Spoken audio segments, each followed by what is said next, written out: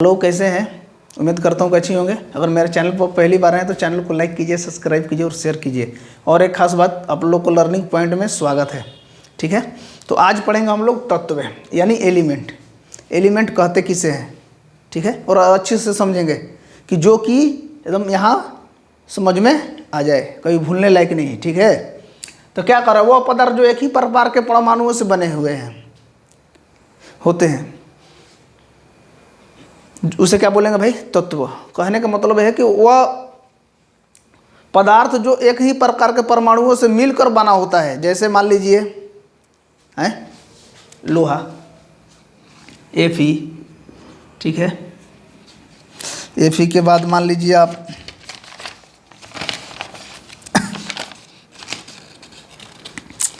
C,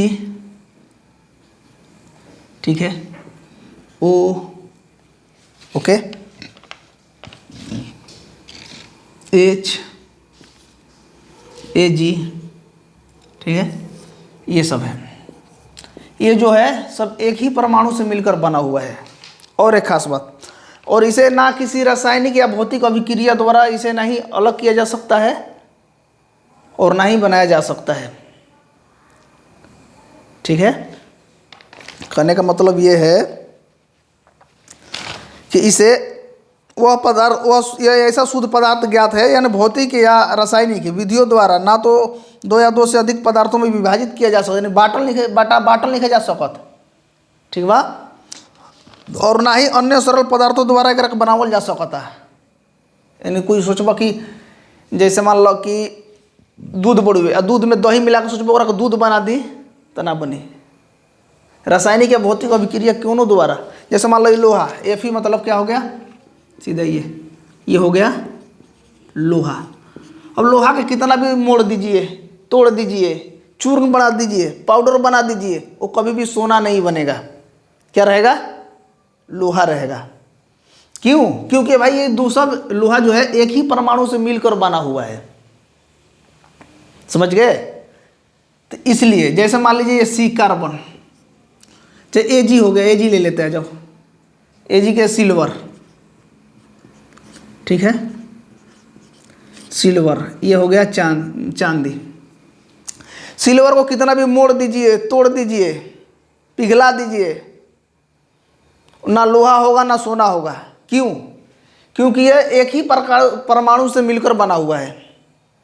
ठीक है, तो इसलिए ये अलग नहीं होगा, वही रहेगा। ठीक है, तो ये तत्व है,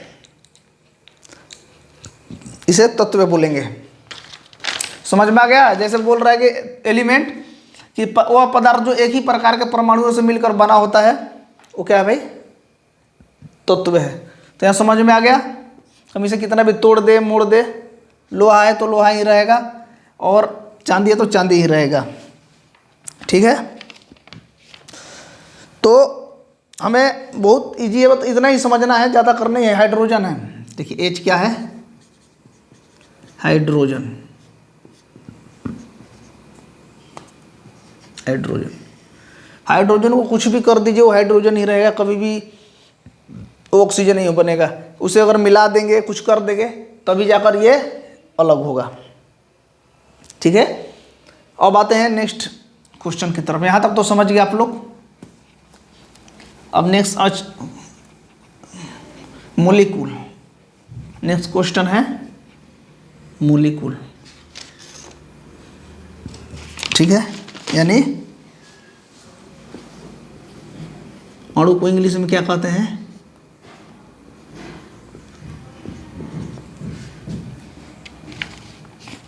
मोलेकुल। ये क्या हो गया भाई? अणु। अणु किसे कहेंगे पता है? वह कण जो दो या दो से अधिक है परमाणुओं से मिलकर बना होता है। कह रहा है वह कण जो दो या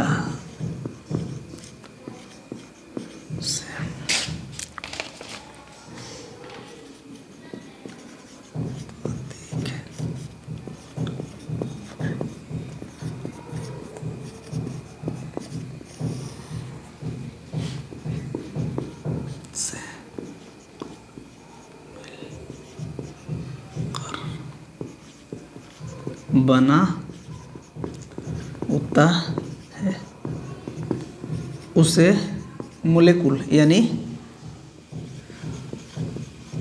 अणु कहते हैं। बहुत इजी है।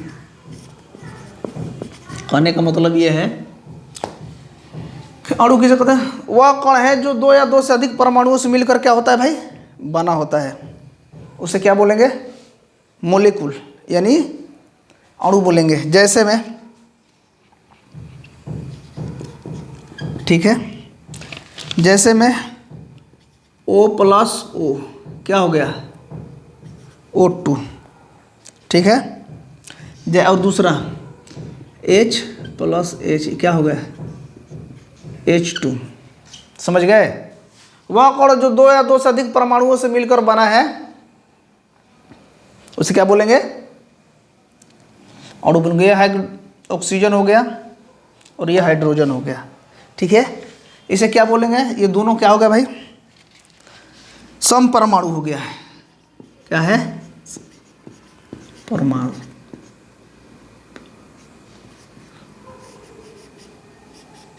क्वेश्चन पूछता है कि समपरमाणु किसे कहते हैं? दो कण बा यानी दो को कण बुड़वे जो एक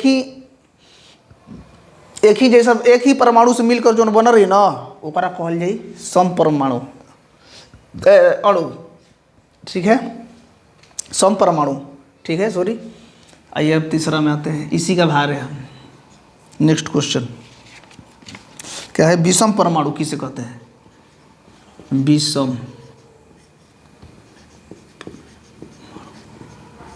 ठीक है। टॉपिक तो देना नहीं था लेकिन दे दिए, इससे अच्छा समझ में आ जाए, ठीक है। तो विषम परमाणु देखिए, एक ही प्रकार या अलग अलग प्रकार के परमाणुओं से मिलकर, एक ही प्रकार या अलग अलग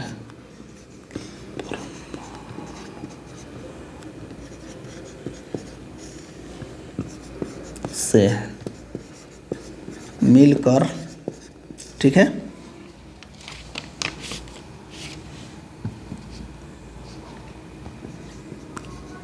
बना होता है। देखिए यहाँ पर बहुत सम जो था उसका एकदम अपोजिट यानी उल्टा है, ठीक है। सम परमाणु जो था उसके उल्टा ही ये क्या कह रहा था कि वह कण जो दो या दो से अधिक परमाणुओं से मिलकर बना होता है, ठीक है। ये क्या कह रहा है कि एक ही प्रकार या अलग अलग परमाणुओं से मिलकर बना होता है सम परमाणु, ठीक है। जैसे में देखिए बहुत ईजी है, समझना है हमें, थोड़ा सा माइंड कॉन्सेंट्रेट करना है। देखिए H plus O plus H क्या हो गया? H2O क्या बना दिया भाई? जल बना दिया। यहाँ सिर्फ ऑक्सीजन बना रहा था और हाइड्रोजन बना रहा था, ठीक है। आगे आगे क्या कर रहा है? दूसरे में देखते हैं। C plus O plus C plus O क्या बन गया भाई?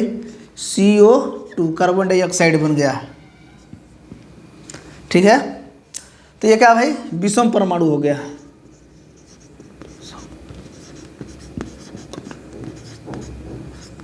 यहाँ पर देखिए, यहाँ पर दोनों O मिल रहे थे, यहाँ H मिल रहा था, एक जैसा ही है। और यहाँ पर क्या भाई? H है और ऑक्सीजन, हाइड्रोजन और ऑक्सीजन, यहाँ पर ऑक्सीजन और कार्बन मिल गए। तो क्या हो गया? ये विषम परमाणु हो गया। बहुत आसान है। आइए, अणु जो है ना, देखिए अणु जो है स्वतंत्र अवस्था में रह सकते हैं। अणु जो है स्वतंत्र अवस्था में रह सकते हैं और अणु में उस यौगिक या तत्व के सभी गुण पाए जाते हैं। बहुत आसान है, जिससे वह मिलकर बना होता है। कहने का मतलब है ना, देखिए अणु क्या है भाई? अणु स्वतंत्र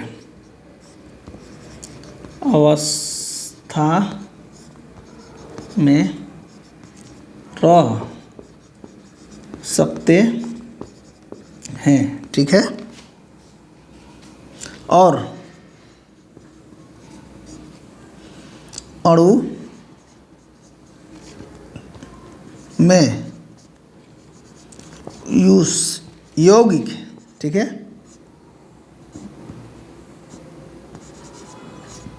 यौगिक या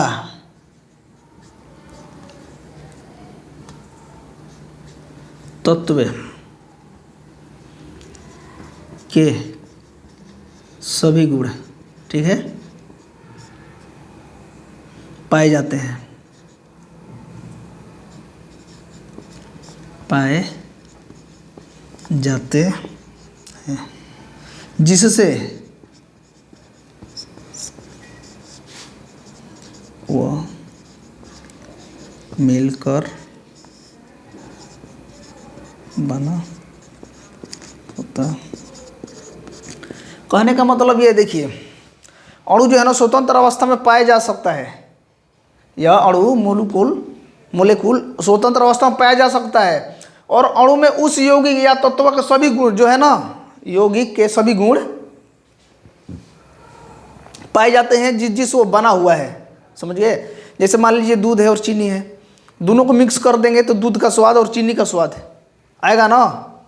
सेम वैसे ही है। जैसे में देखिए EX में